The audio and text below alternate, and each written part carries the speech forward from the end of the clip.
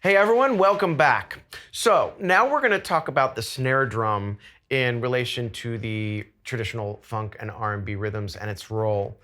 Now, much like the hi-hat, there are a variety of different techniques that we want to use on the snare.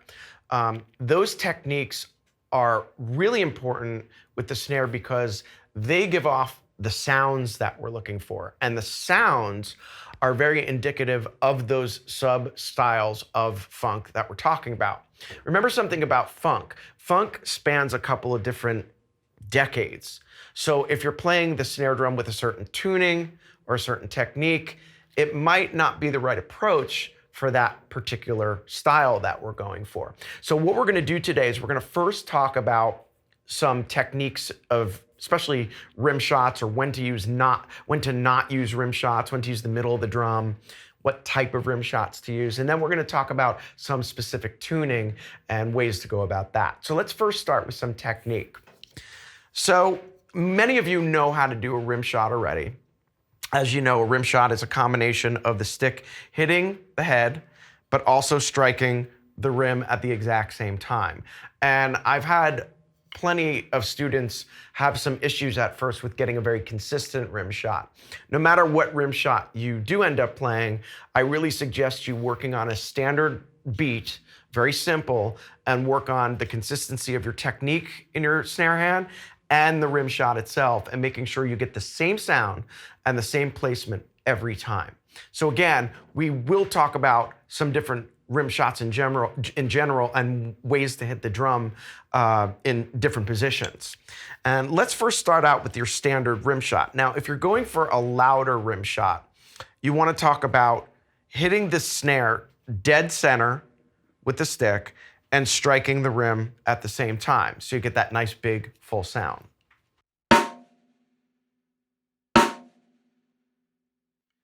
Now, for rock players, and we're not really covering the rock style at the moment, but if you really want to dig in more, you could even go higher than that. You could get more of the stick on the head and strike the tip higher on your drum so that you get a fuller sound than what I just got, like this.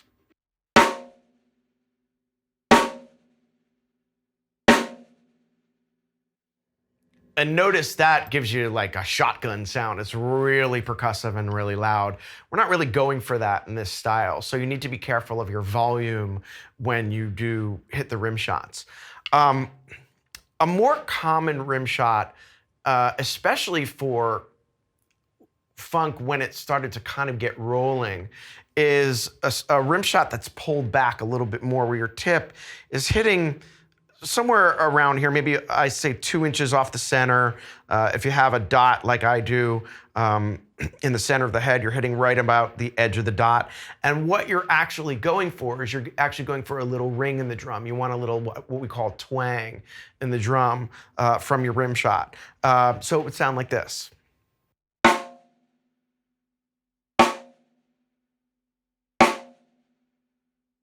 Now, I want you to keep in mind that presently my snare drum is tuned very high, and I'm going to change that tuning in a little bit.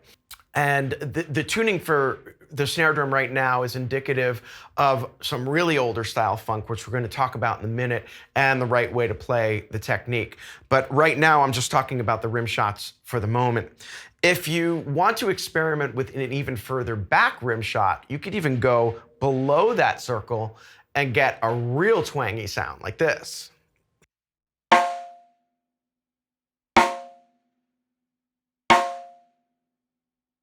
And that will really enable the drum to ring a lot, especially if you're changing the tuning a bit. One of the reasons why I have this snare drum tuned up as high as I do is because if you're doing some of the prerequisite work to funk, some gospel, some soul, some Motown, a lot of times those drummers would actually not use a rim shot.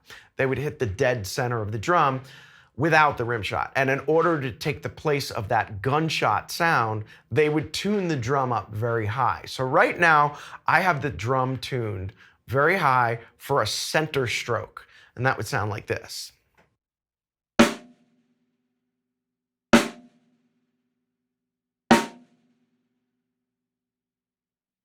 So again, you're getting a really percussive sound, but it's not getting that, that ring or the twang of the drum that you would get if you experiment with the rim shots, especially pulling the rim shots back.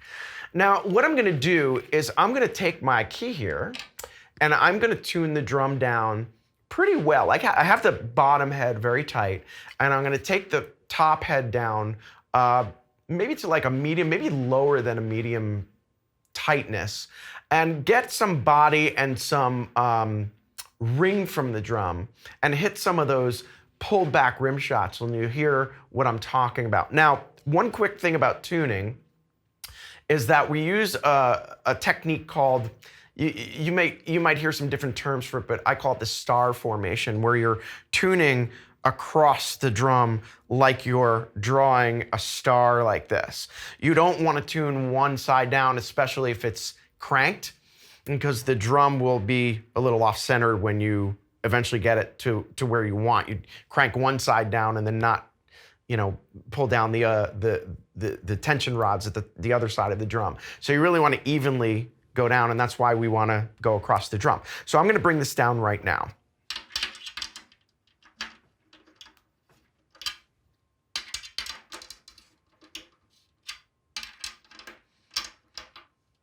I'm going about a full turn each, maybe a little bit more. And I'm going pretty much by feel at the moment. I will often tap the drum a few times as I'm tuning it and double check if that's the range that I want. And if you really want to get into fine tuning, you can always do, and this is a little bit more evident on toms, but you can always put your finger in the center of the drum and tap over the opposite lugs with the snares off. And you try to get the pitch that way, all right? For the purposes of the video, we will leave the tuning the way it is, and I'll show you some different versions of the rim shots now, how they sound tuned down. So here is that rim shot pulled back a little bit more to get that medium amount of twang.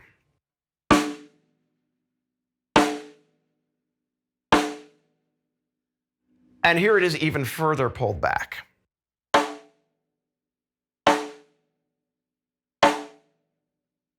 So now you're hearing that bong, sort of the pitch of the drum, and how that's going to resonate a little bit into the music, over the music, and that sort of thing. And you're going to see in further lessons when we put these together, the different techniques from the hi-hat, different techniques from the snare, eventually different techniques from the bass drum.